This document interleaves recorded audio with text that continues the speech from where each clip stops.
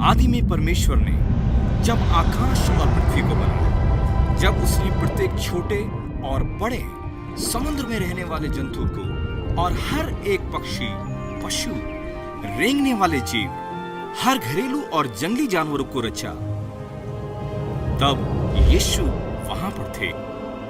जब परमेश्वर ने मनुष्य को अर्थात पुरुष और स्त्री को अपने स्वरूप में रचा, तब यीशु वहाँ पर मौजूद थे। जब परमेश्वर उन्हें फलदायी होने और पृथ्वी पर भर जाने के लिए कहा, तब भी यीशु वहाँ पर थे। यीशु परमेश्वर के साथ थे और वो परमेश्वर थे और कोई भी वस्तु उसके बिना नहीं रची गई थी। उन्होंने परमेश्वर की आज्ञा का उल्लंघन किया, तब पाप और मृत्यु ने संसार में प्रवेश कर लिया और मानव जाति परमेश्वर से अलग हो गई। लेकिन परमेश्वर ने यह वायदा किया था कि एक दिन एक बालक का जन्म होगा जो सर्प के सिर को कुचलेगा। वे बालक यीशु थे। एक समय आया जब परमेश्वर ने अब्राहम नामक एक धर्मी जन के साथ वाचा बांधी। उन्होंने अब्राहम से प्रतिज्ञा की कि उसके वंशजों के द्वारा संसार की सारी जातियां आशीषित होंगी। वो वंशज यीशु हुए। बहुत वर्ष बीतने पर परमेश्वर ने अपने नबी यशाया से कहा, एक कुमारी एक बालक को जन्म देगी और उसका नाम अद्भुत युक्ति करने वाला, सामर्थी परमेश्वर, अनंत पिता और शांति का राजकुमार होगा।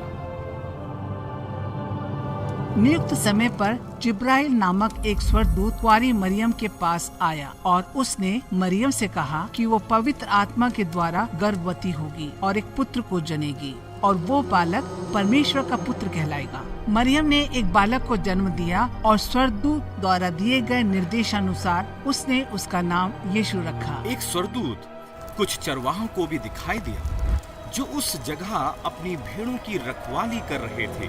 उन्होंने उन्हें बताया कि बैतलहम में एक उद्धारकर्ता का जन्म हुआ है और वे उसे चरनी में एक कपड़े में लिपटा हुआ पाएंगे।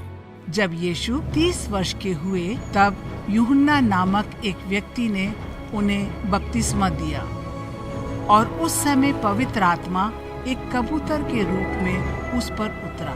उस समय आकाशवाणी हुई, ये मेरा प्रिय पुत्र है जिससे मैं अति प्रसन्न हूँ। यीशु ने बुद्धि और समझ के साथ परमेश्वर के बारे में लोगों को सिखाया। उसने लोगों को चंगा किया, भीड़ को खिलाया, दुष्ट आत्माओं को निकाला, वरन उसने मुर्दों को भी जिंदा किया। यीशु ने ये सारे काम प्रेम के साथ लोगों को अपने पिता, सारे जगत के सृष्टिकर्ता से जोड़ने के लिए किया। लेकिन उसके अपने लोगों ने उसे तुच्छ जाना। उसे बंधक बनाया गया, उस पर थूका गया और उसे अकारण ही मारा गया। उसके सर पर कांटों का ताज पहनाया गया। जब रोमी अधिकारियों ने यीशु को छोड़ने का प्रस्ताव रखा, तो उसके अपने लोगों ने इनकार कर दिया। उन्होंने जोर डाला कि उसे क्रूस पर कीलों से ठोक दिया जाए। इसलिए एक रोमी गवर्नर पेंतुस पिलातुस ने यीशु को क्रूस की सजा दी। यीशु को गुलगुता की पहाड़ी तक अपना क्रूस उठाकर ले जाने के लिए मजबूर किया गया। उसके हाथों और पैरों में कीलें ठोककर 2 डाकुओं के बीच में मरने के लिए छोड़ दिया गया। लेकिन जब यीशु क्रूस पर ही टंगे हुए थे, उसने अपने पिता से ये कहते हुए प्रार्थना की कि वो उसके सताने वालों को क्षमा कर दे। आकाश अंधियारा हो गया और बहुत घंटों तक क्रूस पर टंगे रहने के बाद यीशु ने कहा, पूरा हुआ। तब यीशु ने अपना सर झुकाकर अपने प्राण त्याग दिए।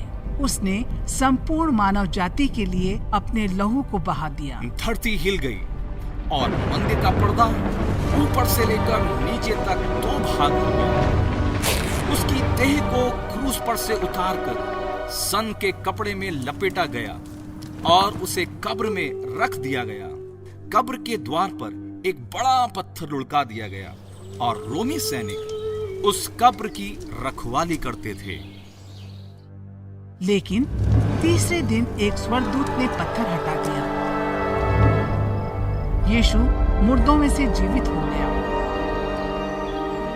और 40 दिनों तक वो अपने चेलों और उस पर विश्वास करने वालों को दिखाई देता रहा। यीशु ने अपने चेलों को स्वर्ग के राज्य के बारे में सिखाया और उनसे निडर रहने वरन सारी जाति के लोगों को गवाही देने के लिए कहा कि उन्होंने क्या देखा और क्या सुना है। यीशु ने कहा, जो कोई उस पर विश्वास करता और उसका नाम लेता है वह उद्धार पाएगा और परमेश्वर का पुत्र कहलाएगा। उसके बाद यीशु अपने पिता के पास स्वर्ग में वापस चले गए, क्योंकि परमेश्वर ने जगत से ऐसा प्रेम किया कि उसने अपना इकलौता पुत्र यीशु को दे दिया, ताकि जो कोई उस पर विश्वास करे वो नाश न हो परंतु अनंत जीवन पाए। क्योंकि परमेश्वर ने अपने पुत्र यीशु को इस संसार पर दोष लगाने के लिए नहीं भेजा, वरन इसलिए भेजा कि संसार उसके द्वारा उद्धार पाए।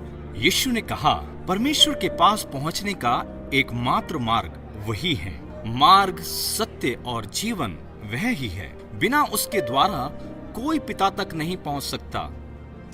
परमेश्वर का वरदान उनके पुत्र प्रभु यीशु के द्वारा अनंत जीवन है। लेकिन जो लोग विश्वास नहीं करेंगे वे दोषी ठहरेंगे, क्योंकि पाप और गलत कामों की मजदूरी मृत्यु है। हम सभी ने पाप और बुराइयां की हैं, लेकिन यीशु ने हमें सभी पापों से क्षमा दी है। कोई ऐसा पाप नहीं जिसे वो क्षमा न कर सके, लेकिन हमें यीशु से क्षमा मांगनी चाहिए। परमेश्वर चाहते हैं कि सबको मन फिराव का अवसर मिले और कोई भी जन नाश न हो। हमें अपने हृदय की गहराई से उस नाम को पुकारना और उस पर विश्वास करना चाहिए। और आज के दिन से ही यीशु के ये संदेश संसार के सारे लोगों और सारी जातियों को सुनाया जाना चाहिए। यीशु एक बार फिर से वापस आने वाले हैं और उस दिन आकाश अंधियारा हो जाए, आकाश से अग्नि बरसेगी और भूडोल होंगे, बादल हट जाएंगे और यीशु अपने सामर्थ के साथ बड़ी महिमा के साथ वापस आएंगे।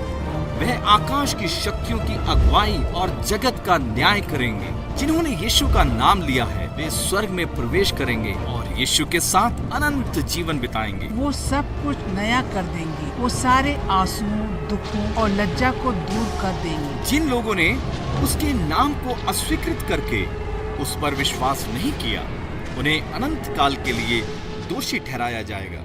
यीशु ने कहा, सकरा है वो द्वार जो जीवन की ओर ले जाता है, परंतु चौड़ा है वो द्वार जो विनाश की ओर ले जाता है। अब आप निर्णय लें, क्या आप प्रभु यीशु पर विश्वास करके और उसको ग्रहण करके उद्धार के वरदान को प्राप्त करना चाहेंगे, या फिर आप उसे पीठ दिखाकर उसे अस्वीकार कर देंगे? आप अभी यीशु को पुकार सकते हैं।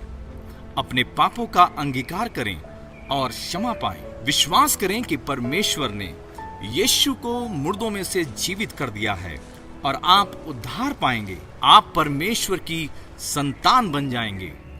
हर बीतने वाले दिन में दूसरों के साथ इस संदेश को साझा करें, ताकि वे भी परमेश्वर की संतान बन सके।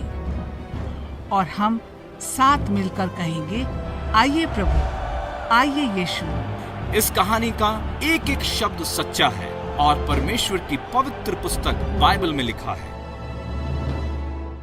आप अपने उद्धार के लिए अभी हमारे साथ प्रार्थना कर सकते हैं। प्रिय परमेश्वर पिता, मैं अंगीकार करता हूँ कि यीशु ही प्रभु है। मैं विश्वास करता हूँ कि वो एक कुंवारी से पैदा हुआ, मेरे पापों के लिए क्रूस पर मरा और तीसरे दिन मुर्दों में से जी उठा। आज मैं अंगीकार करता हूँ कि मैंने आपके विरुद्ध पाप किए हैं और अपने जीवन को बचाने के लिए मैं कुछ नहीं कर सकता हूँ। प्रभु, आप मुझे क्षमा कर दें और मैं आज से केवल यीशु पर ही विश्वास करूंगा। मैं विश्वास करता हूँ कि मैं आपका बच्चा हूँ और मैं आपके साथ अपना अनंत जीवन व्यतीत करूंगा। अपनी पवित्र आत्मा द्वारा प्रतिदिन मेरी अगुवाई करें। मेरे संपूर्ण हृदय, प्राण और मन से आपको तथा दूसरों को अपने जैसा प्रेम करने में मेरी अगुवाई करें। अपने प्रिय पुत्र यीशु के लहू से मुझे उद्धार देने के लिए आपका धन्यवाद। यीशु के नाम में प्रार्थना मांगता हूँ, आमीन।